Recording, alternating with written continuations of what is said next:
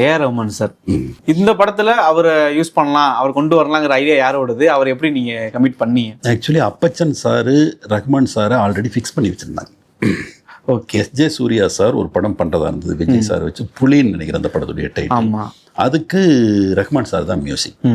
சில பல காரணங்கள்னால அந்த ப்ராஜெக்ட் மூவ் ஆகலை. அப்போ இது மாதிரி ஒரு 2-3 விஷயங்கள் அது மூவ் ஆகாமையே, கொஞ்சம் அப்பச்சன் சாருக்கு விஜய் சாருடைய படங்கள் கரெக்டாக செட் ஆகாமையே இருக்கிற நேரத்தில் தான் நான் உள்ளே போனேன்.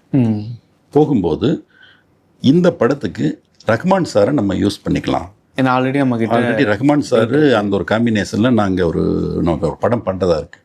விஜய் சார் இருக்காங்க, நம்ம ரஹ்மான் சார் இதுக்கு மியூசிக் பண்ணால் நல்லா இருக்கும்போது எனக்கு ஒரு கரும்பு தின்ன கூலி கொடுக்கணுமா அப்படிங்கிற மாதிரி ஒரு மிகப்பெரிய ஒரு சந்தோஷம். ரஹ்மான் சார் கிடைச்சதுன்னா எவ்வளோ பெரிய ஒரு கிஃப்ட்டு சார். கண்டிப்பாக ரஹ்மான் சார் பிளான் பண்ணிக்கலாம் சார் இந்த ப்ராஜெக்ட்டுக்கு நம்ம அப்படின்னு சொல்லிட்டு தான் 2.5 hour கதை சொன்னேன். கேட்டார் ஃபுல்லாக பிகினிங் டு எண்ட் வரைக்கும் கேட்டாங்க. இதே மாதிரி ஒரு டேபிளில் அவருடைய ஸ்டுடியோவில் உட்காந்துட்டு ஃபோன் எல்லாம் ஆஃப் பண்ணி வச்சுட்டு 2.25 to 2.5 மணி நேரம் கதை கேட்டாங்க. இன்ட்ரோல் வரைக்கும் கேட்டுட்டு ஒரு காஃபி சாப்பிட்டு அவ்வளோ நல்லா கேட்டுட்டு ரொம்ப பாராட்டி கை கொடுத்துட்டு, இப்போ சுச்சுவேஷன்ஸ் எல்லாமே கரெக்டாக பண்ணியிருக்கீங்க, இது பண்ணியிருக்கீங்க, நான் இந்த ஃபைலை வச்சுக்கிறேன்ட்டு சாமி அண்ணான்னு ஒருத்தர் இருப்பாங்க ரஹ்மான் சாரோட. இப்போ அவர் பொறுப்பில் எல்லாத்தையும் இதெல்லாம் நீங்கள் ஏன்னா எப்போ சார் அப்ராட் போனாலும் அவங்க கூட போவாங்க, சார் கூடவே இருப்பாங்க. அவங்க பொறுப்பில் இதெல்லாம் கொடுத்து அப்பப்போ ஃபாலோ பண்ணிவிட்டு இது பண்ணிவிட்டு ஒரு சாங்கு ரெடி ஆகும் போதெல்லாம் போயிட்டு இது பண்ணிட்டு வந்ததுனால தான் எங்களுக்கு அவ்வளோ ஒரு இது. ரஹ்மான் சார் எனக்கு கிடைச்ச மிகப்பெரிய கிஃப்ட்டு.